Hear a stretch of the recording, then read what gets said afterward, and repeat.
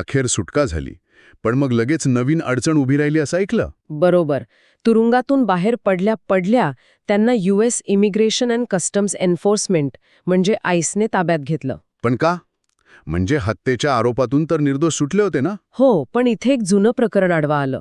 1984 मधलं ड्रग्ज विक्री आणि चोरीच्या आरोपांचं. अच्छा, हे वेगळं प्रकरण. हो, त्यात त्यांनी गुन्हा कबूल केला नव्हता, पण नो कॉन्टेस्ट अशी भूमिका घेतली होती, म्हणजे विरोध नाही. बरं. त्यामुळे त्यांना 2.5 ते 5 वर्षांची शिक्षा झाली होती, जी जन्मठेपेसोबतच चालणार होती. आता याच जुन्या शिक्षेच्या आधारावर 1988 मध्ये त्यांच्या हद्दपारीचा आदेश निघाला होता. म्हणजे जरी ते हत्येतून निर्दोष सुटले, तरी ती जुनी ड्रग्सची शिक्षा त्यांच्या रेकॉर्डवर राहिली. हो, तांत्रिकदृष्ट्या ती शिक्षा अजूनही आहे. आणि त्यामुळे हा नवीन कायदेशीर पेच निर्माण झालाय. म्हणजे गुन्हा कबूल नसतानाही त्या नो कॉन्टेस्टचा परिणाम आता इमिग्रेशनवर होतोय. पण ते तर लहानपणापासून